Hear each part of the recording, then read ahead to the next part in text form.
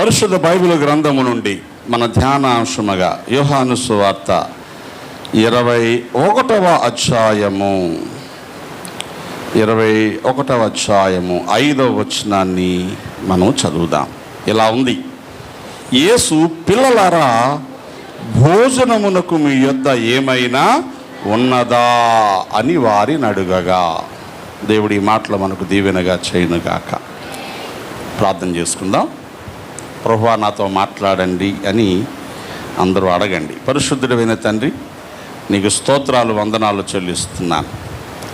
శ్రేష్టమైనటువంటి పునరుద్ధాన దినమందు నీ సన్నిధిలో చేరి నిన్ను స్తుతించి ఆరాధించగలిగే కృపిచ్చినందుకు స్తోత్రాలు చెల్లిస్తున్నాను. సాక్ష్యం ఇచ్చుట ద్వారా మా జీవితాల్లో ఎన్ని మహోపకారాలు చేశావో గుర్తు చేసుకుంటూ నీ బిడ్డలు నేను స్తుతించారయ్యా. వారందరి పట్ల నువ్వు చేసిన మేళ్లకు నేను నీకు వందనాలు చెల్లిస్తున్నా. దేవా, నూతన ఆత్మలు ఇచ్చారు, నూతనమైనటువంటి మార్పులు, మేలులు మా జీవితాల్లో చేస్తూ వచ్చారు. ఉజ్జీవాన్ని, ఉత్తమమైన జీవన విధానాన్ని అనుగ్రహించారు. ఈ గడియలో నీ పాదాల చెంతకొచ్చి నీ మాటలు వినే భాగ్యం ఇచ్చినందుకు స్తుతిస్తున్నా. నీ లేఖనాన్ని ధ్యానిస్తూ ఉండగా మాతో నీ ప్రసన్నత నుంచి గ్రహింపు దయచేయమని యేసు నామమున ప్రార్థిస్తున్నాను తండ్రి, ఆమేన్.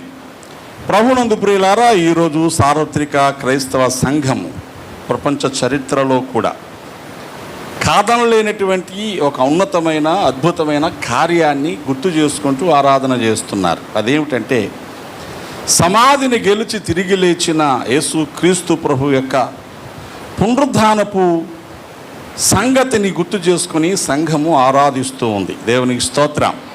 ఎందరో గొప్ప గొప్ప వాళ్ళు చరిత్రలోకి వచ్చారు, ఎన్నో బోధలు చేశారు, సమాజానికి మేలులు చేశారు, దేశ స్వాతంత్రాల కోసం పోరాడారు. అందరూ ఒకరోజు చచ్చిపోయారు. చచ్చిపోయిన వాళ్ళు ఎవ్వరూ మళ్ళా తిరిగి రాలేదు.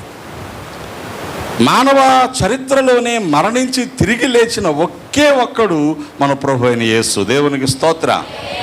యేసు ప్రభు సమాధిలోనికి వెళ్ళి తిరిగి లేకపోతే ఈరోజు ఇలా మనం ఆరాధించడానికి అవకాశమే లేదు. మానవ జాతిని భయపెడుతున్న కట్టకడపటి శత్రువు, మానవ జాతికి బలమైన ఉన్నతమైన ఒకే ఒక శత్రువు మరణం. చాలా రకాల బలహీనతలు ఉంటాయి, భయపడతారు, కానీ చావు కంటే భయపెట్టేది ఇంకొకటి ఏది లేదు. కానీ యేసు ప్రభు వారు మరణాన్ని జయించి తిరిగి లేవడం వల్ల ఈరోజు క్రైస్తవ విశ్వాసము మేము మరణించిన తర్వాత ఓ రోజు లేస్తాం. దేవునికి స్తోత్రం కలిగినగాక. ఓ రోజు ప్రభు వస్తారు.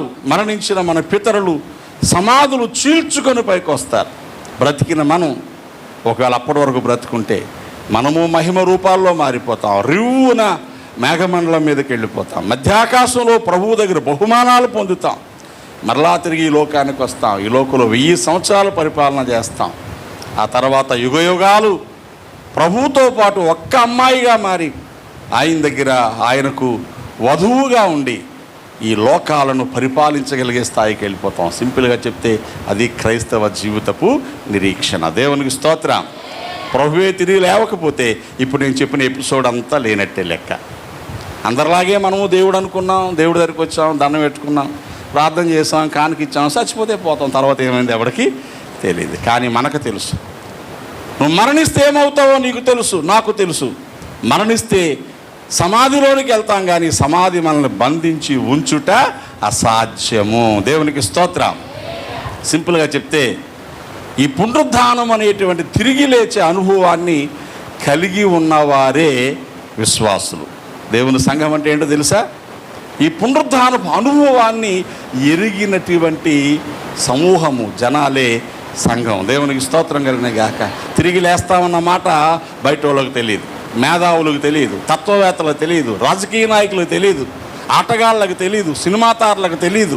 ఎవరో తెలుసు అంటే ఒక్క క్రైస్తవ విశ్వాసికి మాత్రమే తిరిగి లేవడం అనే అనుభవము తెలుసు. దేవునికి స్తోత్రం. గుర్తుపెట్టుకోండి, ఒకరోజు మనం లేస్తాం, మహిమ రూపంలోనికి మారిపోతాం. పాడుకున్నాం కదా, అడుగడుగో మన యేసు రాజు మేఘములోన రానయ్యున్నాడు కొంచెము కాలములోన. జేజేలు పలుకుతూ ఎదురెళ్దాం, దూతాలి వలె నింగికి ఎగిరెళ్దాం. దూతల్లాగా మనం కూడా రివ్వుమని మధ్య ఆకాశానికి వెళ్ళిపోదాం. అది చెప్తుంటే నా గూస్ బంప్స్ వస్తున్నాయి. ఈ ప్రయాస ఊరకనే కాదు, అనవసరంగా మనం ప్రయాస పడలేదు. ఈ పరిచర్య వెనకాల, ప్రయాస వెనకాల మనకు ఒక ఆశ ఉంది. అదే పునరుద్ధానం కొరకే నిరీక్షణ. దేవునికి స్తోత్రం. అయితే ఆ పునరుద్ధానాన్ని పొందే వరకు అది ఎరిగిన వాళ్ళలాగా బ్రతకాలి. దేవునికి స్తోత్రం కలిగిన గాక. ఎలా బ్రతకాల? పునరుద్ధానాన్ని ఎరిగిన వాళ్ళలాగా బ్రతకాలి. మీకు అర్థం అవ్వడం కోసం వచ్చిన మాట చెప్తాను. ఒక పిల్లాన్ని అమ్మ నాన్నలు ఏమని పెంచుతున్నారంటే, బాబు నువ్వు సామాన్యుడు కాదురా, మీ తాతగారు జమీందార్, మీ నాన్నగారు బహు ఆస్తిపరుడు, సమాజంలో పలుకుబడి ఉన్నవాడు, మీ తాత మీ నాన్న సంపాదించిన ఆస్తి కొన్ని వేల కోట్లు ఉంది.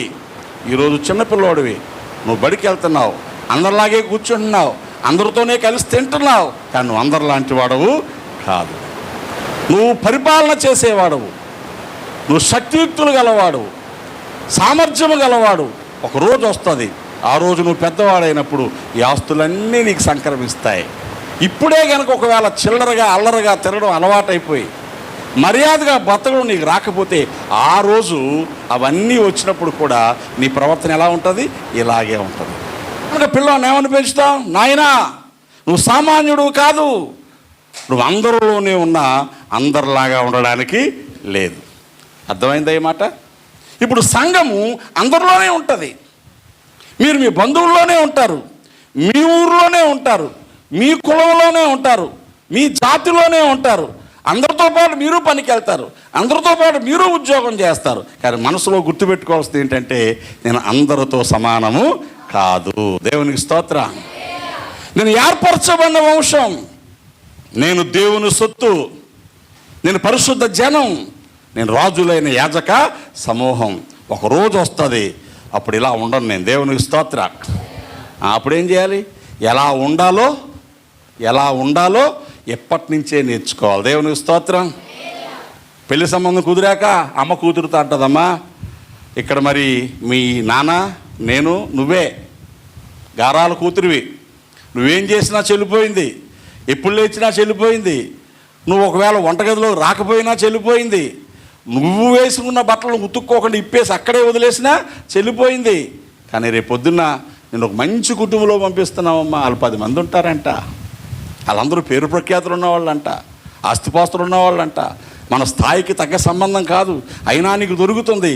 అక్కడికి వెళ్ళాక నువ్వు ఎలా ఉండాలో తెలుసా అని ఎప్పుడు చెప్తారు? నిజమైన అమ్మ నాన్నలు జ్ఞానం ఉన్న వాళ్ళు అయితే పిల్లకి ఇప్పుడే చెప్పాలా, జాగ్రత్త అమ్మ అక్కడికి వెళ్ళాక అని. అంతేగాని వెళ్ళు అది ఏమంటుందో చూద్దాం, ఫోన్ కొట్టే నాకు. ఎవరిని? మీ ఆయన ఏమన్నంటే ఫోన్ కొట్టే. ఇవాళ న్యూస్లో చూసాను, తుంపాల్లో భార్య భర్తను ఇల్లరకం వచ్చేయమందంట. ఆడు ఇల్లరకం రాలేదని వేడినీళ్ళు మొహం మీద పోసేసింది.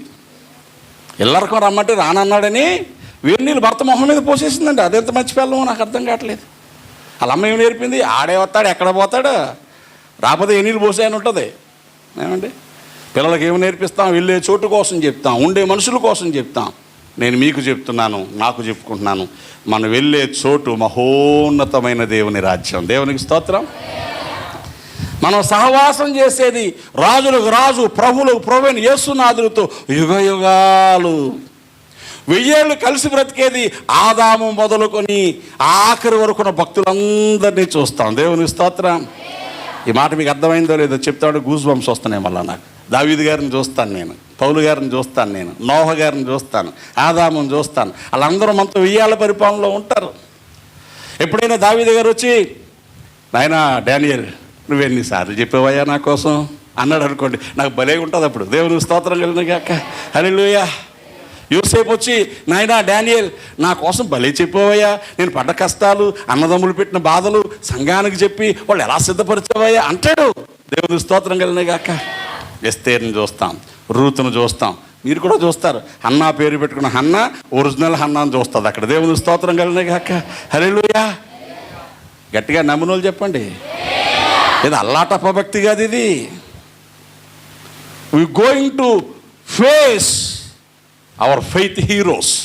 మన విశ్వాస వీరులందరినీ చూస్తామండి. మరి అందుకోసం ఎలా సిద్ధపడాలండి? దేవుని స్తోత్రం కలిగినగాక. ఎలా సిద్ధపడాలా? మా ఇంటికి నన్ను ప్రేమించిన దైవజనుడు అప్పుడప్పుడు మా ఇంటికి వస్తే, మా ఇంట్లో 10 నిమిషాల నుండి టిఫిన్ చేస్తాడు అనుకుంటే, మా పాస్టర్ మడావాడు అంతా ఇంత కాదు, వారం రోజుల నుంచి ఇల్లు దురుపుతూ ఉంటుంది, బూజులు దులుపుతుంది, కిటికీలు దులుపుతుంది, కట్టెళ్ళు మార్చేస్తుంది, బెడ్షీట్లు మార్చేస్తుంది, ఆ నాప్కిన్లు కొనేస్తుంది, టవల్లో కొనేస్తుంది, డైనింగ్ టేబుల్ మీద క్లాసులు మార్చేస్తుంది, డిన్నర్ సెట్ కొత్తది కొనిపిస్తుంది. ఏమంటే ఇప్పటిదాకా పాత ఎన్నిసార్లు వచ్చిన అందులోనే పెడతామా, ఈసారి కొత్తది పెడదాం. ఏంటి వచ్చి ఒక ఇడ్లీ తింటాడండి. ఏంటి మా ఇంట్లోకి వచ్చి ఒక ఇడ్లీ తినడం కోసం ఇప్పుడు వారం రోజులు ఇప్పుడు యాతన పడిపోయి 7-8 రకాల టిఫిన్లు చేస్తుంది. టీ ఎంతసేపు పెడతాం మనం? ఎంతసేపు పెడతామండి? 5 నిమిషాలు టీ పెట్టేవాళ్ళు ఉన్నారు, 3 నిమిషాలు టీ పెట్టేవాళ్ళు ఉన్నారు. ఈ టీ 30 గంట పెడుతుంది. లీటర్ పాలు మరగబెట్టి మీగడ తీసి పక్కనేసి పెద్ద కప్పులో ఇంత టీ మీదంతా మీగడ ఉంటుంది. ఆయన ఆ మీగడ టీ కోసం వస్తాడు. దేవుని స్తోత్రం. హల్లెలూయా. మీకేమర్థం అవుతుంది? ఆఫ్టర్ ఆల్ మానవమాత్రులే, కానీ మనల్ని ప్రేమించే వాళ్ళు మనతో ఒక 10 నిమిషాలు ఉంటారండి. ఇంత తాపత్రయం మీళ్ళల్లో అదే చూస్తాను నేను. అప్పుడప్పుడు నాకు అనిపిస్తూ ఉంటుంది, మీరు నా పట్ల చూపించే ప్రేమ, దైవజనుల పట్ల చూపించే ఆప్యాయత, ఇవన్నీ చూస్తే మరి మనమందరం కలిసి ఎవరి పట్ల చూపించాలా? నేను యేసయ్య దగ్గరికి వెళ్తాను, ఆయన దగ్గరికి వెళ్ళినప్పుడు ఎలా వెళ్ళకూడదు? నేను వట్టి చేతులతో వెళ్ళకూడదు. ఎలా వెళ్ళకూడదండి? చేతులు ఊపుకుంటా వచ్చేసాడు. ఎవడింటికి వెళ్ళి ఏమి పట్టుకాడో అలవాటు లేదనుకుంటాను. అంతేనా? కొందరు కూర్చుంటాం మనం. ఈ అలవాటు ఏం చేసుకోవాలి? మనం నేర్చుకోవాలా. ఇప్పుడిప్పుడే ఎక్కడికి వెళ్ళినా, ముసలోళ్ళ దగ్గరికి వెళ్ళినా, పిల్లల దగ్గరికి వెళ్ళినా, జబ్బున్న వాళ్ళ దగ్గరికి వెళ్ళినా ఒట్టి చేతులతో వెళ్ళకుండా అంటే 2 ఇటుక బిడ్డలు పట్టుకెళ్ళమని కాదు అర్థం. ఏమండి? వాళ్ళు తినగలిగేది పండో కాయో పట్టుకెళ్ళి వాళ్ళ చేతిలో పెట్టి అలవాటు నీకుంటే నీ చేతులు ఎప్పుడూ ఖాళీగా ఉండవు. ఇవ్వడం అలవాటు అయిపోయిన చేతులకు ఆశీర్వాదం ఎక్కువ వచ్చేద్దండి. దేవుని స్తోత్రం కలిగినగాక. ఇవన్నీ ఎవరి లక్షణాలు? పునరుద్ధానపు శక్తిని ఎరిగిన వారు, ప్రభువుతో ఉండబోయే వారి లక్షణాలు. ప్రియులారా, భక్తి అంటే ఏదో పాట పాడేసాం, స్తోత్రం చెప్పేసాం, గుడికి వెళ్ళాం, 100 సందా ఇచ్చేసాం, ఇంటికి వచ్చేసాం, తన్నేసుకున్నాం, గుద్దేసుకున్నాం కాదండి. అందరిలోనే ఉన్న వీళ్ళలో ఏదో స్పెషల్ ఉందని జనాలకు తెలియాలి. దేవుని స్తోత్రం కలిగినగాక. హల్లెలూయా. ఇప్పుడు ప్రభు అది నేర్పించడానికి శిష్యులకు కొన్ని సంగతులు చెప్పారు. ఆమేన్. నేను ఒక 4 మాటలు సందర్భాన్ని పురస్కరించుకొని, ప్రభువారు సమాధిని గెలిచి తిరిగి లేచిన తర్వాత శిష్యులకు 4 సార్లు కనబడినట్లుగా బైబిల్లో ఉంది. ఆ 4 సార్లు 4 ప్రత్యేకమైన సంగతులు బోధించారు. అవి మా మనసులోకి తీసుకుంటే మనము కూడా పునరుద్ధానపు అనుభవాన్ని గలవారముగా ఈ లక్షణాలు ఆ అనుభవం ద్వారా మన జీవితాల్లో కలిగి ఉండాలి. ఆమేన్. నేనేం చెప్తున్నాను సింపుల్గా, ప్రభు తిరిగి లేచాక శిష్యులకు 4 సార్లు కనబడ్డారు. 4 ఎక్స్పీరియన్సెస్ వాళ్ళకి కలిగాయి. అందులో నుంచి ప్రభు మనతో 4 సంగతులు మాట్లాడుతున్నారు. మనము కూడా ప్రభువుతో ఉన్నవారమని, పునరుద్ధానాన్ని ఎరిగిన వారమని, మరణాన్ని గెలిచేవారమని, చావుకు భయపడిన వారమని చెప్పుకుంటూ ఈ గుణాలు మన దగ్గర కూడా ఉండాలి. చిన్నప్పుడు పిల్లలకి ఒక కథ చెప్పేవాళ్ళం, గుర్తుందో లేదో? ఏమండి, నొక్కలు ఇస్తాను మేకలుగాస్తావా? తెలుసా? పల్లెటూరులో కథలు బోర్డు ఉంటాయి. అదేం కథరా అనుకునేవాడిని. ఎప్పుడైనా ఆలోచిస్తే భలే ఆశ్చర్యం వేస్తుంది నాకు. నొక్కలు ఇస్తాను మేకలుగాస్తా, కాస్తాను. పులి వస్తే భయపడతావా? భయపడను. ఎలుగుబంటి వస్తే భయపడతావా? కొట్టేస్తాను. సింహం వస్తే భయపడతావా? అస్సలు భయం లేదు. దెయ్యం వస్తే భయపడతావా? చింత చెట్టు మీద దెయ్యం, నాకేం భయం అని అవతలోడు చెప్తాడు. మనం అడుగుతూ ఉంటాం, ఆఖరి ఉప్పు అంటాం. ఏమంటాం? ఉప్పు అంటాడు, అంటాడు. మరి భయపడ్డా? దేనికి భయపడినన్నావు? సింహానికి, ఎలుగుబంటికి, పులికి, దెయ్యానికి భయపడినన్నావు. ఉప్పు అని భయపడిపోయా అంటే నీ గొప్పలన్నమాట. అన్నీ ఈ కథలో ఉన్న నీతి ఏంటంటే, చిన్నపిల్లలకి ఎందుకు నేర్పారంటే, రే బాబు నీ మాటలు తక్కువ ఉండాలా, నీ చేతలు ఎక్కువ ఉండాలా అని. దేవునికి స్తోత్రం. హల్లెలూయా. రాని ఆడేమొస్తాడో వస్తే చూద్దాం అంటాడు, ఆ ఇంట్లో లేకుండా పోతాడు. దేవునికి స్తోత్రం కలిగినగా. ఏమంటాడండి? రాని ఎవడొస్తాడు? రాని నా సంగతి ఇంకా తెలియదు, నేను ఏమనుకుంటున్నాడో తెలియదు. ఏమనుకుంటున్నాడు? ఆడు ఎప్పుడు వస్తే అటు నుంచి వస్తే ఇటు నుంచి పోవాలనుకుంటున్నాడు వీడు. ఈయన్ని కోతలు రాయుడు అంటారు. ఏ రాయుడు? కోతలు తెగ్గోసేస్తూ ఉంటాడండి. నేను అలాంటి పేరు పెట్టాను, 41221 అని. ఏంటి? డబ్బా. 41221 ఇంగ్లీషు ఆల్ఫాబెట్లో మార్చండి. 4 for D, 1A, 2B, 2B, 1A, డబ్బా. అదేదో టైటిల్ నెంబర్ అనుకుంటున్నాడు ఆడు. 41221 డబ్బాలు చెప్తాడు, ఏం పనికిరాడు. నేనేమంటానంటే, సంఘము చేతల సంఘము కావాలి. ప్రభు అది నేర్పించారు. పునరుద్ధానం పొందుతావా? పొందుతాను.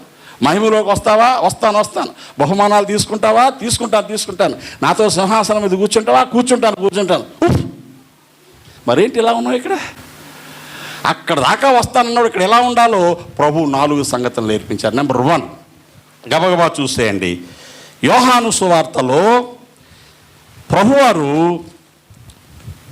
ఆదివారం తెల్లవారుజామున సమాధిని చూడ్డానికి వచ్చినటువంటి శిష్యులకు కనబడలేదు. అయ్యో ఎవరో ఎత్తుకుపోయారు, ప్రభు లేరు ఇక్కడ అని వాళ్ళు ఫీల్ అవుతున్నారు. మగ్దలేనే మరియ వచ్చి సమాధిలోనికి చూచి బయట నిలబడి ఏడుస్తోంది. 20వ అధ్యాయం 15వ వచనం.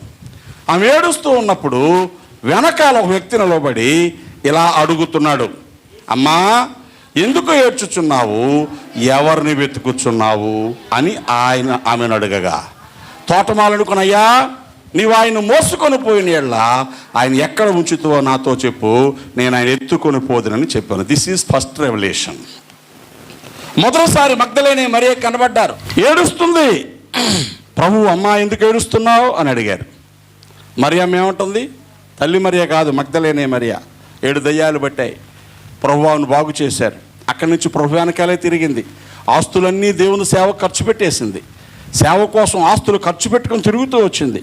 ఎక్కడికి వెళ్తే అక్కడ శిష్యుల వెనకాల వెళ్ళి వాళ్ళ భోజన ఏర్పాట్లను సొంత డబ్బులతో చేసేది. బైబిల్లో ఉంది లూకాసు వార్త 8వ అధ్యాయంలో విషయాలన్నీ. ఎందుకు ఏడుస్తున్నావు అని అడిగితే, అయ్యా నా ప్రభువుని ఎవరో పట్టుకుపోయారయ్యా, నువ్వు కానీ పట్టుకుపోయావు చెప్పయ్యా, నేను తీసుకెళ్ళిపోతానయ్యా అంటే ఏమనుకుంటుంది? ఆ రోజు హడావుడిగా సమాధి చేసేసాం, విశ్రాంతి దినం వచ్చేస్తుంది కాబట్టి, సిలువ మీద ఉంచకూడదు కాబట్టి దించేసాం, హడావుడిగా సమాధి చేసేసాం, ప్రభువుకి సరిగ్గా స్నానం అన్నా చేయించలేదు. మనం కూడా చూడండి, చచ్చిపోయిన వాళ్ళకి ఏం చేస్తూ ఉంటాం? షాంపూ పెట్టండి, సబ్బు పెట్టండి, పౌడర్ రాయండి. సరిగ్గా మా అమ్మకి 4 గంటలు ఎట్టనివరా? ఏమండి, బతికుండగా ఎప్పుడైనా ఒంటి మీద కాస్త నీళ్ళు ఎత్తే చచ్చిపోయాక నువ్వు పెట్టబోయిన పెద్ద చిక్కేం లేదు. బతికుండగా కుక్క మంచంలో పడేసాం, ఆ జుట్టు అంతా పేలు పెట్టి సట్టగట్టేసింది, కనీసం జుట్టులో ఒకసారి దువ్వునన్నా పెట్టు. ఆ స్నానానికి అది నీళ్లు పోసుకుంటే పడిపోతా ఉన్నా పట్టించుకో. ఇప్పుడు చచ్చిపోయాక ఏమంటాం అందరి ముందు? అమ్మ మా అమ్మకి సబ్బు పెట్టనివ్వండి, షాంపూ పెట్టనివ్వండి, పౌడర్ బాగా రాయమ్మా, క్రీమ్ బాగా రాయమ్మా, సెంట్ బాగా కొట్టమ్మా. ఎవరి కోసం నాకు అర్థం అవుతుంది? ఇది వేషం కదా అండి, దుర్మార్గం ఇది. మీరు అలాంటి వాళ్ళే ఉండకండి. బ్రతికుండగా చూడండి, అవకాశం ఉండగా ప్రేమ చూపించండి, పరిష్కారం చూపించండి. అలా మీరు చూడకపోయినా బాధలేదు. దేవుని స్తోత్రం కలిగిన గాక. ఏమండి మరియా ఏంటి? అయ్యా ఎత్తుపోయేవేమో, నాకు అయ్యా పట్టుకుపోతుంది. ఎక్కడ పట్టుకుపోద్ది? చచ్చిపోయిన వేసేయని. ఆడమనిషి అంత బరువును ఎక్కడ మోసేస్తుంది? 87 కేజీలు బరువు ఉన్నారంట ప్రభు, చరిత్ర చెప్తారు. ఎక్కడ మోసుకుపోద్ది అంటే మోసుకుపోయిన ఏం చేస్తుంది? పోనీ ఊరగాయ పెట్టుకుంటుందా? మళ్ళా శుభ్రంగా స్నానం చేయించి మళ్ళా బాగా బట్టలు కట్టి మళ్ళీ సమాధిలో పెట్టేది. అదే ఆవిడ బాధ. సరిగ్గా సమాధి చేయలేదని ఆదివారం పొద్దున్నే వచ్చి మళ్ళీ అన్నీ రాయాలన్నీ కొనుక్కొని దాచుకున్నారు ఆడవాళ్ళు. పాపం ఆడవాళ్ళు ఎన్ని కొనుక్కొని దాచుకొని అందులో ముందు ఇవిడు పరిగెత్తుకొచ్చేసి ప్రభువు కనబడకపోతే ఏడుస్తుంది. ప్రభు ఎందుకు అడుగుతున్నాడు? ఎందుకు ఏడుస్తుందో ప్రభువు తెలీదు, కనబడలేదని కదా ఏడుస్తుంది. మరి అదేం పిచ్చి ప్రశ్న? మరియా నీ ఏడుపు మరలా నన్ను సమాధి చేసేద్దామని కాదు. దేవునికి స్తోత్రం. నువ్వేడు నన్ను మరలా సమాధి చేసేద్దామని కాదు, నేను తిరిగి లేచాను కనుక అనేకులకు ఈ విశ్వాసం మీద నమ్మకం రావాలని ఏడు. దేవునికి స్తోత్రం కలిగిన గాక. అంటే పునరుద్ధానం నమ్మేవాళ్ళు దేనికోసం ఆడకూడదు? వాన వచ్చేస్తుంది అయినా స్లాబ్ వేస్తానో లేదో. ఏమండి, లోక సంబంధమైనవి ఏవేవో చాలా ఉన్నాయి, వాటి కోసం ఏడవకండి. అవన్నీ దేవుడిస్తాడు. దేనికోసం ఏడవాలి? ఆత్మల రక్షణ కోసం ఏడండి. మనుషులు మారాలని ఏడవండి, మనుషులు బుద్ధి మారాలని ఏడవండి, కుటుంబాల్లో సమాధానం రావాలని ఏడవండి, మనుషుల్లా బ్రతకాలని ఏడవండి. మనుషులు మృగాల్లా మారిపోతున్నారు, ఎక్కడ చూస్తే అక్కడ భయంకర పరిస్థితులు వస్తున్నాయి. ఏడిస్తే దానికోసం ఏడవాలి. దేవునికి స్తోత్రం కలిగిన గాక. హల్లెలూయా, హల్లెలూయా. అర్థమవుతుందా? దేనికోసం ఏడవాలి? ఒక పిల్లోడు ఏడుస్తున్నాడు ఒక చోట. ఏరా ఎందుకు ఏడుస్తున్నావు? పరీక్ష ఫెయిల్ అయిపోయావు అన్నాను నేను. లేదు పాస్టర్ గారు, పాస్ అయిపోయాను. మరి ఎందుకు ఏడుస్తున్నావురా? కొత్త బట్టలు లేవా? ఉన్నాయి పాస్టర్ గారు. ఎందుకు ఏడుస్తున్నావురా? మీ ఇంట్లో అన్నయ్య కొట్టాడా? లేదు పాస్టర్ గారు. ఎందుకు ఏడుస్తున్నావురా? మీ అమ్మ బాగా చూడలేదా? చూస్తుంది పాస్టర్ గారు. మీ నాన్న బాగా చూడ్డా? చూస్తా. మరి ఎందుకు ఏడుస్తున్నావురా? మా నాన్న మా అమ్మను కొట్టేస్తాడు పాస్టర్ గారు అన్నాడు. నా గుండె ఎక్కడో పట్టేసిందండి. చిన్నవాడు 10-11 సంవత్సరాలు గుడికొచ్చి ఏడుస్తున్నాడు. ఎందుకు ఏడుస్తున్నాడు గుడికంటే ఆడు బాధ ఏంటి? అమ్మ బాగా చూస్తుంది దీన్ని, నాన్న బాగా చూస్తారు, కానీ వాళ్ళిద్దరు కొట్టేసుకుంటున్నారు. అలా పట్టుకొని నేను ప్రార్థన చేశాను, ఇక్కడి నుంచి కొట్టుకోరలేరా మీ అమ్మ నాన్న, నీ కన్నీళ్ళు ప్రభువు చూస్తాడు రా. ఇప్పుడు చెప్పండి, నీకు ఏ కన్నీళ్ళు కావాలా? మా అన్నయ్య గారు అమ్మాయిని మా అబ్బాయి చేసుకొని అన్నని ఎడుతుందో కావిడ. అన్నయ్య గారు అమ్మాయిని చేసుకో, తమ్ముడు కూతురుని చేసుకుంటాడు, లేకపోతే నచ్చిందని చేసుకుంటాడు. చేసుకుంటాడు కదా, పెళ్ళే చేసుకోనంటే ఏడవాలా, లేదా అబ్బాయిని చేసుకుంటానంటే ఏడవాలా? ఎప్పుడు ఏడాలా? నాకు అమ్మాయి వద్దు అబ్బాయిని చేసుకుంటా అన్నాడు అనుకోండి, అప్పుడు ఎత్తు పగలగొట్టుకొని ఏడు. ఏడవాల్సింది ఒకటే, ఆడు మారాలని. దేవునికి స్తోత్రం. మరియా ఎందుకు ఏడుస్తున్నావు అనగానే, ఎత్తుకుపోతే చెప్పయ్యా అంటే ప్రభు అన్నాడు మరియా అని పిలిచాడు. ఏమన్నాడండి? అప్పుడు మరియమ్మ ఏమన్నది? రబ్బూని అంది. నాకు ఎంత ఇష్టం ఆ మాట. ఏముందండి అంటే ఏంటి? బోధకుడా, ప్రభు అని పిలవచ్చు కదా, నా యేసయ్య అని పిలవచ్చు కదా. రబ్బు నేను ఎందుకు అందంటే, నువ్వు మంచి బోధకుడు అయ్యా, ఏమేం జరుగుతాయో, ఎలా బ్రతకాలో, ఎలా ఉండాలో చాలాసార్లు చెప్పావయ్యా. నేనే మర్చిపోయి పిచ్చమాలోకాన్ని, నువ్వు ఇంకా చచ్చిపోయే ఉన్నాను ఏడుస్తున్నానయ్యా. నువ్వు చెప్పావు, నన్ను పట్టుకుంటారు, సిలివేస్తారు, కొడతారు, నేను చచ్చిపోతాను, సమాధి గెలిచి లేస్తానని చెప్పావయ్యా. ఈ బోధంతా ఎక్కడ వదిలేశాను, నేను మళ్ళీ ఏడుస్తానేంటి? రబ్బుని అంటే నా తప్పు నేను తెలుసుకుంటున్నానయ్యా, నువ్వు సజీవుడైన దేవుడు అయ్యా, నిన్ను నేను మోసుకుపోవడం ఏంటయ్యా, నువ్వే నన్ను మోసుకుపోతావు కదా ప్రభువా. దేవునికి స్తోత్రం చెప్పండి. ఇప్పుడు పునరుద్ధానం ఎరుగువారు, పునరుద్ధానపు జనులు, దేవుని బిడ్డలు దేనికోసం ఏడవకూడదు? లోక సంబంధమైన సంగతుల కోసం ఏడవకండి. దేవునికి స్తోత్రం. పరలోక సంబంధమైన సంగతుల కోసం ఏడవండి. తాత్కాలికంగా ఉండే సంగతుల కోసం ఏడవకండి, శాశ్వతంగా ఉండే సంగతుల కోసం ఏడవండి. ఇక్కడ ఇల్లు లేకపోతే ఏడవకండి, అద్దెంట్లోనే ఉండొచ్చు. అక్కడ ఇల్లు లేకపోతే ఏడవండి. ఇక్కడ పేదరికం ఉన్నా ఏడవకండి, ఎలాగోలా బ్రతికేస్తాం. డబ్బులు ఉన్నవాడు ఏమన్నా రోజు బంగారం తింటాడా? మీరు చెప్పండి. డబ్బులు లేని మనం ఇనుము తింటామా? ఆడు బువ్వే, మనము బువ్వే. ఇంకా డబ్బులు ఉన్నవాడే బువ్వ మానేసి గంటలు సోళ్ళు తింటున్నాడు. మనమేనేం శుభ్రంగా రోజు బిర్యానీ తింటున్నాం. అర్థమవుతుందా? అక్కడ పేదవాళ్ళం కాకూడదని ఏడవండి. అక్కడ పేదరికం ఉంటుందా పాస్టర్ గారు? ఉంటుందండి. ఉంటుందా ఉండదా? ఉంటుందండి. యుగ యుగాలు ఇక్కడ సంపాదించింది అక్కడ నీకు ఉంటుంది. దేవునికి స్తోత్రం. బాగా చెప్పారే గారు. అందుకే సీట్లు కట్టేస్తున్నాను నేను, అందుకే వడ్డీకి డబ్బులు తిప్పేస్తున్నాను. ఈ సంపాదన అక్కడికి రావాలంటే ఈ బ్యాంకుల్లో వేయకూడదు. ఏ బ్యాంకులో వేయాలి? బ్యాంక్ ఆఫ్ హెవెన్, పరలోక బ్యాంకులో వేయాలి. ఆత్మల రక్షణ కోసం, దేవుని సేవ కోసం నువ్వు ఖర్చు పెట్టిందే దాచుకున్నట్టు. ఇక్కడ ఎంత శృంగారించినా ఈ ఇల్లు నీకు ఉపయోగం 4 రోజులే. ఎక్కుళ్ళు వస్తే బయట వేసేస్తారు. ఎక్కడ వేసేస్తారు? కుళ్ళు కాలువ పక్కన వేసేస్తారు. దోమలు కరుతున్నా 2 రోజులు ఊపిరి పోకుండా ఉన్నా అక్కడే ఉంచుతారు తప్ప దోమతారు కూడా కట్టరు. అక్కడ ఇల్లు ఉండాలి, అక్కడ ధనం ఉండాలి, అక్కడ సంతోషంగా ఉండే సంతానం ఉండాలి. ఇక్కడ నీ బిడ్డలందరూ అక్కడ బిడ్డలు అవ్వాలంటే ఇక్కడ రక్షణ పొందాలి. అన్యాయపు సిరి వాళ్ళ స్నేహితులు సంపాదించుకోండి, అక్కడ నిత్యత్వం మందు వారు మీకు ఆదరిస్తారని ప్రభువు చెప్పారు. అక్కడ ఎక్కువ మంది, మాకు ఎంతమంది చుట్టాలో తెలుసండి. ఆ చుట్టాలందరూ పరలోకం వస్తారా? పరలోకం వచ్చే చుట్టాలు ఎంతమంది చెప్పు? దేవునికి స్తోత్రం. నాకు భూమి మీద చుట్టాలు ఇలా లెక్కట్టచ్చు, వదిలేసుకున్నాం.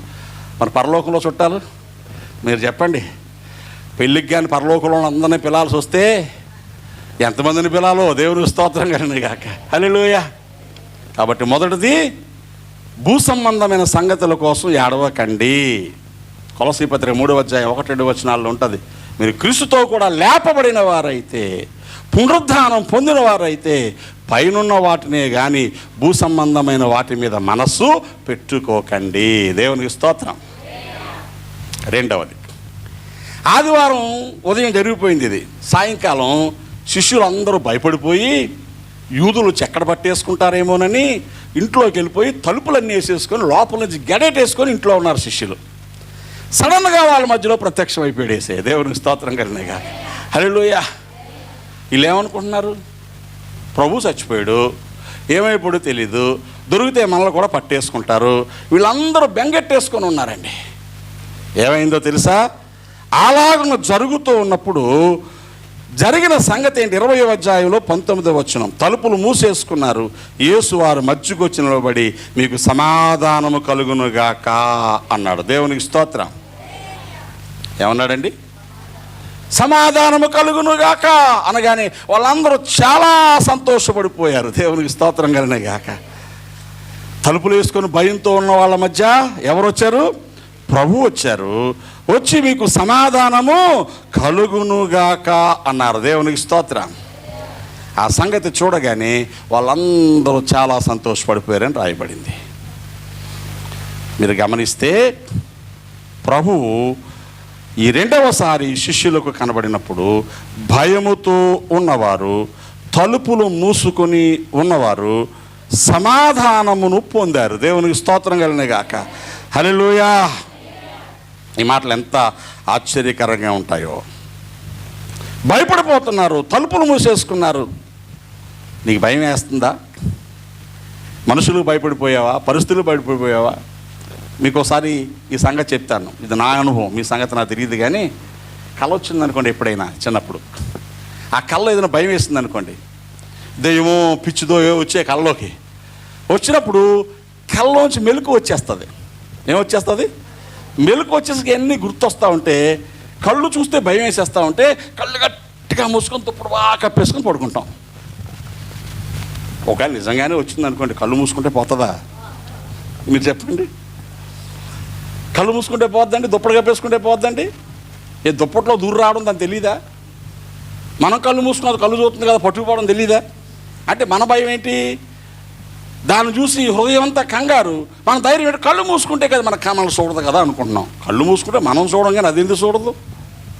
అర్థమవుతుందా? ఒక ఆవిడ సాక్ష్యం చెప్పిన తోడపోతే ఎదురుగుంటా పరిగెత్తుకు వచ్చేసిందండి. తాడిపోతే ఎదురుగుంటా పరిగెత్తుకు వచ్చేస్తే గట్టిగా కళ్ళు మూసుకొని నిలబడిపోయానంది. ఏం చేసింది? తోడపోతే ఎదురుగుంటా వచ్చిందంట, ఇప్పుడు గట్టిగా కళ్ళు మూసుకొని నిలబడిపోయిందంట. ఏం చేసిందమ్మా తోడపోతే? ఏమోనండి ఏమైందో అంటుంది. సంగతి ఏంటంటే వెనకాల ఒకటి వచ్చి తోలేడు పాపం, లేకపోతే ఈయన ఎత్తుకుపోనేది. తోడపెద్ద వస్తే గబుక్కుని పారిపోవాలి తప్ప కళ్ళు మూసుకుని నిలబడిపోతే ఏమవుద్ది? భయం అయితే కళ్ళు మూసుకోవడం మనకు అలవాటు. భయపడేవాడు పక్కకు వచ్చారా, నన్ను చూడరా నాయనా, నేను నీకు తోడై ఉన్నానరా, నీకు సమాధానం కలిగించేవాడిరా, నన్ను చూసి భయపడకరా అని చెప్పడం ప్రభు పద్ధతి. దేవునికి స్తోత్రం. ఈ రెండవ ప్రత్యక్షతలో ప్రభు ఏమి నేర్పిస్తున్నారు చెప్పనా? నీ భయం అవుతుందా? దేన్ని బట్టి? సమస్య, అనారోగ్యమా, ఆర్థిక ఇబ్బందులా, కష్టాలా, ఏ భయమైనా నన్ను చూడు. దేవునికి స్తోత్రం. హల్లెలూయా. భయం వేస్తే ఎవరిని చూడాలా? వాళ్ళు చదువుకున్న కీర్తనలో ఉంది, నాకు భయము సంభవించు దినమున నేను నిన్ను ఆశ్రయిస్తున్నాను. 56వ కీర్తనలో భయం వేస్తే ఎవరిని ఆశ్రయించాలా?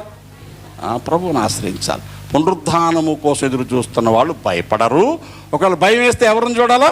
ప్రభువును చూడాలి. దేవునికి స్తోత్రం కలిగిన గాక. మూడవది, ఆ శిష్యులందరూ అక్కడే ఉన్నారు. అప్పుడేమో తోమా లేడు.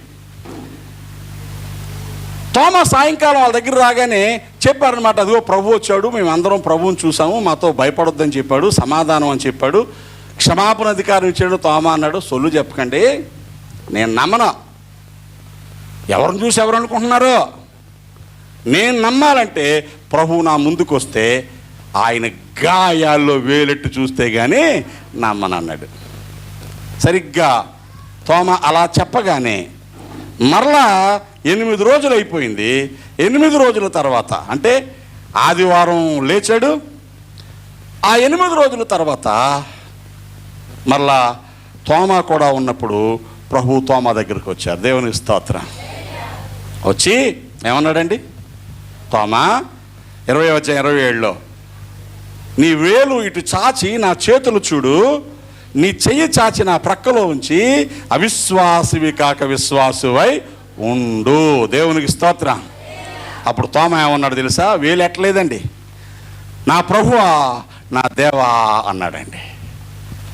ప్రభు ఏమన్నారంటే, తోమా నువ్వు చూచి నమ్ముతున్నావు, కానీ చూడక నమ్మిన వారు ధన్యులు అన్నాడు. దేవునికి స్తోత్రం. ఈ మూడవ ప్రత్యక్షత ఏమి నేర్పిస్తుంది? పునరుద్ధానము కోసం ఎదురు చూస్తున్న వారు ప్రభువు చెప్పిన మాటలు చూడకపోయినా నమ్మాలి. దేవునికి స్తోత్రం కలిగిన గాక. పరలోకం ఉంది, ఎవడు చూశాడా పాస్టర్ గారు అలా చెప్తారు. ఎలా చెప్తారు? నీకు బుర్ర ఉందా అన్నాం అనుకోండి, ఎందుకు లేదు చూడు, ఉంది కానీ అందులో మెదలు లేదు అన్నాం అనుకోండి, లేదా? లేదు. ఉంది. అయితే చూపించు. నీ మెదడు బయటకు తీస్తే నువ్వేమవుతావు? అప్పుడు ఏం చెప్పాలా? బుర్ర ఉంది కాబట్టి మెదడు ఉంది. ఇంత పెద్ద సాత్ ఉంది కాబట్టి సిమెంట్ రోడ్లాగా అందులో గుండెకాయ కూడా, నీ గుండెకాయ లేదు అన్నావు అనుకోండి, అర్థమవుతుందా? మొసలిని కోతి ఫ్రెండ్షిప్ చేసేయంట, తెలుసా? నీటిలోంచి ఒడ్డుకొచ్చేది, కోతి వచ్చి దాంతో కూర్చొని కబుర్లు చెప్పేది. ఒకరోజు కోతికి ఆశ పుట్టింది, ఈ చెరువులో కాస్త షికారు చేస్తే బాగుందని. మొసలతో చెప్పింది. కోతిని మొసలి ఈపు మీద ఎక్కించుకొని చుట్టూ తిరుగుతుంది. ఇలా తిరుగుతూ ఉండగా మొసలికి ఒక ఆశ వచ్చింది. అదేంటంటే, ఈ కోతి గుండెకాయ తింటే ఎలా ఉంటుంది అని అడిగిందంట. ఫ్రెండ్ ఒకటి అడుగుతాను, ఇస్తావా అని. ఏంటంటే, కోతి గుండెకాయ తింటే బాగుంటుందని అందరూ చెప్తున్నారు, ఎప్పుడూ తినలేదు, నీ గుండెకాయ నాకు ఇస్తావా అందంట. ఈ కోతి గుండు గుబేలు మంది. అమ్మ నాయనో, దీంతో ఫ్రెండ్షిప్ చేస్తే నా గుండెకాయ అడుగుతుంది అనుకొని భయం ఎక్కడా కనబడకుండా, ఆ మాత్రానికి ఎంత సిగ్గుపడిపోవాలా, ఎంత మొహమాట పడాలా, ఒడ్డు మీద ఎడితే ఇచ్చేద్దిని కదా అందంట. ఒడ్డు మీద ఎడితే ఇవ్వడం ఏంటి అంటే, నీటిలోకి వస్తే తడిసిపోద్దేమోనని గుండెకాయ చెట్టు మీద పెట్టేశాను, ఒడ్డు తీసేవాది ఇచ్చేస్తాను అందంట. ఈ మొండు మొసలి పాపం బుద్ధి లేకుండా ఒడ్డుకు తీసుకొచ్చిందంట. తీసుకొస్తే చెంగమని చెట్టు ఎక్కేసి, నీకు నాకు దోస్తీ కట్ట, ఏదో నీతో ఫ్రెండ్షిప్ అయితే నాకు గుండెకాయ అడుగుతావా, బుద్ధి లేదానా, గుండెకాయ ఎక్కడ చెట్టు మీద పెట్టేసి వస్తారా, అవతల బొమ్మందంట. చిన్నప్పుడు కథలో బాగుందా? ఉందా గుండెకాయ మనకి లేదా? ఎలా తెలుసు నీకు ఉందని? నమ్మాలి. దేవునికి స్తోత్రం. పరలోకం ఉందని నమ్ము, ప్రభు ఆలకిస్తున్నాడు అని నమ్ము. అలా కాకుండా ఈ మొసల్లా గుండెకాయ అడిగినాడు ప్రభువుని ఏమైనా పిచ్చి ప్రశ్నలు వేసావు అనుకో, నువ్వు పరలోకం మీద నమ్మకం లేదు, సిలువు మీద నమ్మకం లేదు, ప్రభువు మీద నమ్మకం లేదు. నమ్మకం ఎలా చెప్తారు? నువ్వు కట్టుకునే తాయెత్తే రుజువు. ప్రార్థనకు జవాబు లేదనే కదా తాయెత్తు కడతావు. అంటే మీరు కట్టారని కాదు, కట్టేవాళ్ళ కోసం చెప్తున్నాను. ఇంట్లో పిల్లలు దీవించమని ప్రార్థన చేసాలి, మొలక నిమ్మకాయలు తాటికాయలు కడితే అర్థం ఏంటి? ప్రార్థన మీద నమ్మకం లేదనే కదా. నీకు మీరు ఎలా జరుగుతుంది? ఇంకా పునరుద్ధానము పొందిన వారు రుజువులు ఏమై ఉండాలా? నమ్మకము కావాలా? నమ్మావా, ప్రాణం పోయిన నమ్మకాన్ని వదలకూడదు. దేవునికి స్తోత్రం. హల్లెలూయా. ఫోర్త్ ప్రూఫ్ చూపిస్తాను. ఆదివారం సాయంకాలం శిష్యులు నడుచుకొని పోతున్నారు. ఇద్దరు వెనకాల ఒక మనుషుడు వస్తాడు. ఆగండి ఎక్కడికి వెళ్తున్నారు అన్నాడు. మేము బాబు ఎంఐకి వెళ్తున్నాం. యెరూషలేము నుంచి ఎంఐ 7.5 మైళ్ళు దూరం ఉంటుంది. కాలినడక వెళ్తూ ఉంటే వీళ్ళు నడుస్తున్నారు. వాళ్ళు నడుస్తూ చాలా బాధగా మాట్లాడుకుంటున్నారు. ఏమయ్యా ఏం మాట్లాడుకుంటున్నారంటే, నీకు తెలీదా, యెరూషలేములోనే ఉన్నావు కదా, యేసు కోసం మాట్లాడుకుంటున్నాం, మంచి ప్రవక్త, అద్భుతాలు చేశాడు, అలాంటిది ఆయన పట్టుకొని చంపేశారు, సిలువేసేశారు. ఆయన లేచాడని కొంతమంది చెప్తున్నారు, లేచాడో లేదో మాకు తెలియలేదు, ఆయన నమ్ముకుని రోజులు బట్టి ఉన్నాం, ఏమైపోయిందో తెలియని బాధపడుతున్నారు. అలాగా అని ప్రభు వారితో నడుస్తూ ఊరు రాగానే ఉండండి అయితే వెళ్తున్నాను అన్నాడు. వాళ్ళు ఏమనుకున్నారో, చీకటి పడిపోయింది, ఎక్కడికి వెళ్తావు, మాతో కూడా ఉండమన్నారు. వాళ్ళు ఇంట్లోకి వెళ్ళాడు. అలా భోజనం చేయమన్నారు. అందరూ కూర్చొని భోజనానికి కూర్చుంటే ప్రభు రొట్టె విరిచాడు. విరవగానే వీళ్ళ కళ్ళు తెరవబడ్డాయి. అరే ఈయన ప్రభురా, మనతో ఇంతసేపు మాట్లాడుతున్నప్పుడు మన గుండె మండలేదేంటిరా? అప్పుడు ప్రభు అన్నారు, ప్రవక్తలు చెప్పిన మాటలు నమ్మని మందమతులారా, నా కోసం అలా చెప్పబడలేదా, ఇలా చెప్పబడలేదా, నేను మీకు చెప్పలేదా, చెప్పింది జరగలేదా, ఎందుకయ్యా నాతో ఉండి కూడా కళ్ళు మూసుకుపోయి బ్రతుకుతున్నారు అని వారిని గద్దించాడు. ఇది మనం అదే మాటలో చదువుతాం. లూకాసు సువార్త 24వ అధ్యాయంలో ఈ మాటలను ఇంటికి వెళ్ళి చూసుకోండి. ఈ 4వ ప్రత్యక్షత ఏమి నేర్పిస్తుంది? ప్రభువుతో ఉన్నవారు కన్నులు తెరవబడాలి. దేవునికి స్తోత్రం. ముందు చూపు ఉండాలి. సింపుల్గా చెప్తే ఏముండాలా? పరలోకానికి పునరుద్ధానానికి ఎదురు చూస్తున్న వాళ్ళకి ఏముండాలండి? ముందు చూపు ఉండాలా. ఆ ఏళ్ళ గడిచిపోతే చాలనుకుంటున్నాం మనం. ఏమనుకుంటున్నామండి? అప్పుడప్పుడు ఈ మాట వింటాం లోకంలో, అప్పు చేయరా భయపడతావేటి, తీసిన గొయ్యి ఉంటే అదే కప్పుడు పోద్దా కానీ కండక్టర్ చెప్పండి, తీసిన గొయ్యి ఉంటే కప్పుడు పోద్దా? కప్పడదండి. ఆ గోతులో మనల్ని వేసినా కప్పడదు. గొయ్యి తీసే ముందే ఆలోచించాలి కప్పెట్టే దమ్ముందో లేదా అని. ముందు చూపు ఆలోచించాలి. నేను అప్పు చేసి చచ్చిపోతే నా పిల్లలు తీర్చలేరు, నేను పనికిమాలిన పనులు చేసి నింద తెచ్చుకుంటే నా పిల్లలకు అవమానం అయిపోద్ది. చదువుకి పిల్లలు స్కూల్కి వెళ్తున్నప్పుడు స్కూల్లో పిల్లలు మీ అమ్మ ఏంటి అన్నారనుకో, మీ నాన్న ఏంటి అన్నారనుకో, వీళ్ళ తలకాయ ఎక్కడ పెట్టుకుంటారు? చిన్నప్పుడే వాళ్ళ హృదయాల్లో మిమ్మల్ని బట్టి అంత అవమానం కలిగితే అమ్మా నాన్న అని ప్రేమతో మీతో ఉంటారా? పిల్లలకి మీరు ఆస్తులు ఇవ్వకపోయినా పర్వాలేదు, అవమానం ఇవ్వకూడదు. ఏ చూపిది? పిల్లలు ఏం చేయాలి? మా అమ్మ నాన్నలు మేము గౌరవించకపోయినా పర్లేదు, అవమానపరచకూడదు. ఎవరికి ఉండాల్సిన లక్షణం ఇది? పునరుద్ధానం ఎరిగిన వారికి ఉండాల్సిన లక్షణం. ముందు చూపు కావాలి. ముందు చూపు లేకపోతే ఆయన మందమతులారా అని తిడుతున్నాడు. ప్రభు బలలో పాలు పువ్వులు పొందే వాళ్ళకి ఏముండాలి చెప్పండి? ఇప్పుడు ముందు కళ్ళు తెరవబడాలి. రేపేమవుద్ది? ఎటు చూసినా ఏం కనబడలేదని అన్నాం, ఎలాగో తెలియలేదన్నాం. ఈ కళ్ళు మూసుకొని ఒకసారి చూడు. దేవునికి స్తోత్రం. ప్రభువా, నా సంగతి ఏంటయ్యా? నా కుటుంబం సంగతి ఏంటయ్యా? నా బిడ్డల సంగతి ఏంటయ్యా? నాకు చూపించు ప్రభువా. అడగాల వద్దా? నువ్వు చూపిస్తే ఇక అనుమానం రాదయ్యా. ఈ కనులకు కనబడనివి మనోనేత్రాలకు కనబడతాయి. దేవునికి స్తోత్రం. మనోనేత్రాలకు కనబడతాయి. ఆ చూచే చూపు పునరుద్ధానం పొందిన వాళ్ళకు ఉండాలి. దేవునికి స్తోత్రం. ముందు చూపు లేదా? ప్రభువును చూసే కన్నులు లేవా? ప్రభు యేసు నా రక్షక నొసగు కన్నులకు నిరతము నేను నిన్ను యేసయ్యా నిన్ను చూడాలని ఆశ. పాటలు బలి పాడేస్తాం. చూస్తున్నావా? ఒక్క మాట చెప్పి ముగిస్తాను. ఫైనల్గా ద 5th రెవల్యూషన్, 4 అన్నాను, ఇంకోటి కూడా చెప్తున్నాను. శిష్యులు కూర్చొని మాట్లాడుకుంటున్నారు. ప్రభువు లేడు, ఏమవుతుందో తెలీదు, నేను చేపలు పడ్డాను పోతాన్నాడు పేతురు అన్నయ్య. మేము వచ్చేస్తామన్నాడు యోహాను, నతనయేలు. వీళ్ళతో పాటు ఇంకో కొంతమంది యాడ్ అయిపోయారు. మొత్తం 7 కలిసి చేపలు పడ్డాను పోయారు. రాత్రంతా పట్టేశారు పాపం. ఒంటి మీద బట్టలు కూడా తీసి పట్టేశారు. ఒక్క చేప దొరకలేదు. తెల్లారిపోతుంది. ఒడ్డుకు వస్తున్నారు, అలసిపోయి వస్తున్నారు. ఒడ్డు మీద నిలబడి ప్రభు అడుగుతున్నాడు. అదే మనం చదువుకున్న వాక్య భాగం. యోహాను సువార్త 21వ అధ్యాయములో రాత్రంతా వారు చేపలు పట్టారు, ఏం దొరకలేదు. సూర్యుడు ఉదయిస్తుండగా ప్రభు ఒడ్డు మీద ఉన్నాడు. యేసు, పిల్లలారా, భోజనమునకు మీ యొద్ద ఏమైనా ఉందా? దేవునికి స్తోత్రం చెప్పండి. ఇది చాలా పెద్ద విషయం, పెద్ద ప్రసంగం, కానీ చిన్న ముక్కలో చెప్తాను. మనకు యేసును వదిలేసి దేవునికి దూరంగా రాత్రంతా ప్రయాసపడినా ఏమీ దొరకదు. ఇది నేర్చుకుందాం. వారం అంతా ఇంట్లో ఉంటాం, ఆరాధన రోజు పనికి పోతూ ఉంటాం, ఏమీ దొరకదు. ఆదివారాలు ఎగ్గొట్టి సంపాదించేసావు, పిల్లలారా ఏమన్నా మిగిలిందా అని అడుగుతాడు ప్రభు. ఏమీ ఉండదు. ప్రార్థన ఎగ్గొట్టేశావు, ఉపవాసం ఎగ్గొట్టేశావు, ఏమన్నా ఉందా? ఏమీ ఉండదు. నువ్వు పునరుద్ధానపు శక్తి పొందిన వ్యక్తివని రుజువు ఏంటంటే, అన్ని రోజులు అన్నం లేకపోయినా ఆ వేళ అన్నం దొరుకుతున్నా ప్రభువే కావాలి కానీ అన్నం కాదు అనుకోవడమే పునరుద్ధానపు శక్తికి రుజువు. దేవునికి స్తోత్రం. మరలా ఏమి లేదయ్యా, అయితే కుడిపక్క వలయండి. ఇప్పుడు తెల్లారిపోయాక రాత్రంతా పట్టినా దొరకలేదు. ప్రభువు మాట ప్రకారం కుడిపక్క వలేస్తే 153 పెద్ద చేపలు పడ్డాయి. దేవునికి స్తోత్రం. ఒడ్డుకు పట్టుకొచ్చిన తర్వాత మీరు పట్టిన చేపలు కొన్ని తిండి. చాలా పెద్ద పాఠాలు. పైగా వాళ్ళకి ఆయనే నిప్పుల మీద కాల్చినటువంటి ఆ చేపలు తిరిగి వాళ్ళకి పెట్టాడు. దేవునికి స్తోత్రం. Simple logic.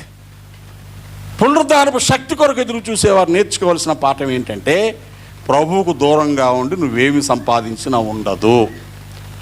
ప్రభువుకు దూరంగా ఉండే నువ్వు చేసే స్నేహాల వల్ల నష్టమే. ప్రభువుకు దూరంగా ఉండి నువ్వు సంపాదించే సంపాదన నిన్ను మోసం చేస్తుంది. ప్రభువుకు దూరంగా ఉండి నువ్వేదో అయిపోదాం అనుకుంటున్నావు, దానివల్ల ఒకసారి దుఃఖపడే పరిస్థితి వస్తుంది. ఏమైనా మీ దగ్గర ఉందంటే సమాధానం ఏమీ లేదు. చాలామంది చెప్తాం, అలా చేశానండి, ఇలా చేశానండి, మొత్తం పోయిందండి. పోతుంది, ఖచ్చితంగా పోద్దని నాకు ముందే తెలుసు. అలాగని అందరి ముందు అనలేము. ఎందుకని అంటే పోవాలని కోరుకుంటున్నారు అనుకుంటాం. అచ్చచ్చే, నువ్వు కూర్చున్న కొమ్మ నువ్వే కోసేసుకుంటున్నావు. పడతావని నీకు తెలుసా తెలీదా? నీకు తెలియలేదు, నాకు తెలుసా తెలీదా? ఇలాగే కోసేసుకున్నాడంటే ఎవడో ఒకడు మన ఈ చిన్నవాళ్ళు అంటాడు, ఒరే పడిపోతావురా అంటే, మాకు తెలుసు నువ్వు వెళ్ళి అన్నాడు. ఏమన్నాడు? ఎలాగని దుబ్బుక్కుని పడిపోయాడు. అయ్యి బాబా, ఆయనకి ఎలా తెలిసిపోయింది పడిపోతానని అని పరిగెత్తుకుంటూ వచ్చి, గురువుగారు వందనాలండి, హిమాలయం నుంచి వచ్చారా మీరు? నేను పడిపోతాను మీకు ఎలా తెలిసింది సార్? తెలియదండి. ఏమండి, కాలిపోయిన పెనాన్ని గుడ్డ లేకుండా పట్టేసుకుంది ఈవిడ వెళ్ళి. ముందే చెప్పాను చెయ్యి కాలుతుందని. నాకు తెలుసు అని పట్టుకొని చర్రమంది. అయ్యి బాబాయ్ కాలిపోద్దని అలా తెలుసండి మీకు?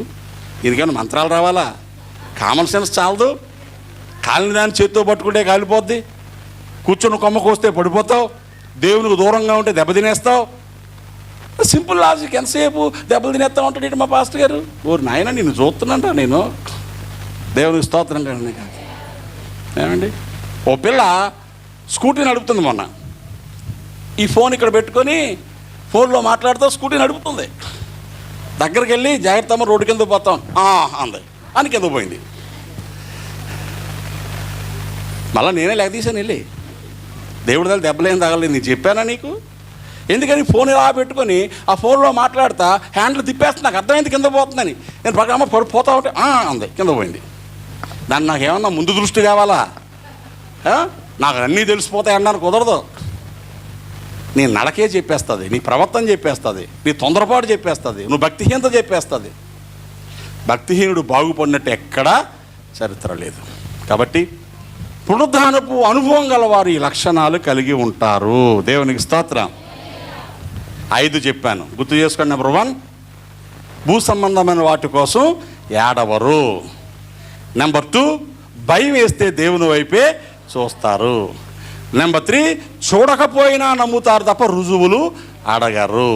నెంబర్ 4, ప్రభు బలలో పాలు పంపులు పొందేవారు, పునరుద్ధానం పొందిన వాళ్ళు ముందు చూపు కలిగి ఉంటారు, కళ్ళు తెరవబడి ఉంటారు. నెంబర్ 5, దేవునికి దూరంగా ఏదో అయిపోదామని తాపత్రయం పాడరు. ఇవన్నిటికీ లక్షణాలు నీలో కనబడితే నువ్వు గుర్తెట్టుకోవచ్చు. నువ్వు పరలోకం వెళ్తానంటున్నావు కానీ ఆ ఇల్లే గుణాలు ఏమి లేవు. ఎరా పాస్ అవుతావా? పాస్ అవ్వకపోతే అడుగునానా ఏమంటాడు వీడు? అందరికంటే నేనే బాగా రాశాను. ఆ మాస్టర్ గారు పక్షపాతం లేకుండా వేయాలి కానీ 100కు 150 వేస్తాడు నాకు. అప్పుడే తెలిసిపోయింది నీకు ఎంత వస్తాయో. 100కు 150 వేస్తాడు ఆ మాస్టర్ గారు. ఎక్కడైనా సొంత కొడుకు కూడా వేసుకోవడం కుదరదు. అలాగా నువ్వు అంత గట్టిగా చెప్తున్నావు అంటే 50 రావడం కూడా కష్టం అని డౌట్ నాకు. అరే నీ కబుర్లు చెప్పేస్తాను నువ్వు అలాంటాడు. కాబట్టి పునరుద్ధాన క్రైస్తవులు కబుర్లు తక్కువ చెబుతారు. దేవునికి స్తోత్రం. క్రియలు ఎక్కువ చేస్తారు. నీ మాటల కంటే నీ క్రియలే గట్టిగా మాట్లాడతాయి. The deed speaks louder than the words అని ఒక సామెత ఉంది. నువ్వు మాట్లాడకపోయినా పర్లా, నువ్వు పని చేసుకుంటూ వెళ్ళు, ఆ పని మాట్లాడేస్తావు. దేవునికి స్తోత్రం కలిగిన గాక. హల్లెలూయా. కాబట్టి దైవ సంధిలో చేరిన మనం ఈ ఆరాధన సమయంలో మన హృదయాలన్నీ పరిశీలన చేసుకొని ఒక నిశ్చయానికి వద్దాం. మా ప్రభు పునరుద్ధానుడు, మేము పునరుద్ధానం పొందుతాం. పునరుద్ధాన అనుభవం కోసం ఎదురు చూస్తున్నాం కాబట్టి ఇప్పుడిప్పుడే ఆ లక్షణాలన్నీ మేమేం చేస్తాం? అలవాటు చేసుకుంటాం. అత్తారింటికి వెళ్ళబోయే అమ్మాయి నేర్చుకున్నట్టు, విదేశాల్లో ఉద్యోగం చేసే అబ్బాయి నేర్చుకున్నట్టు ఇప్పుడిప్పుడే సంగతులన్నీ మేము నేర్చుకుంటాం. ప్రభువుని అడుగుదాం, ప్రభువా అలాంటి కృప మాకు అనుగ్రహించండి. పునరుద్ధాన క్రైస్తవులుగా శక్తివంతమైన భక్తి జీవితం జీవించడం మాకు నేర్పించండి అని ప్రార్థన చేద్దాం. దయచేసి తల వంచి కళ్ళు మూసుకోనండి. నీ జీవితంలో పునరుద్ధానపు శక్తి, అనుభవం, బలము ఉందో లేదో నువ్వు పరిశీలన చేసుకుంటే ప్రభు నీకు బలమైన కార్యం చేస్తాడు. ప్రార్థన చేసుకుందాం. పరిశుద్ధుడైన తండ్రి, వందనాలు చెల్లిస్తున్నాను నాయన. ప్రేమగల నీ సన్నిధిలో ఈ దినం మాతో మాట్లాడిన దీవెన గల మాటలకు వందనాలు. ఎన్ని మార్లో ప్రేమతో మాట్లాడుతున్నావు. ఆ మాటలు మా జీవితాల్లో గుర్తు చేసుకొని తలపోసుకొని నీకు ఇష్టంగా బ్రతకడానికి మాకు సహాయం చేయండి. ఈ మాటలు వినే బిడ్డలు, పరిశీలించుకునే బిడ్డలు ఆ రీతిగా బ్రతుకును కట్టుకోవడానికి తపన పడే కృపను గ్రహించండి. మీరు మహిమగంత ప్రభావాలు పొందమని యేసు నామమున ప్రార్థిస్తున్నాను తండ్రి. ఆమేన్.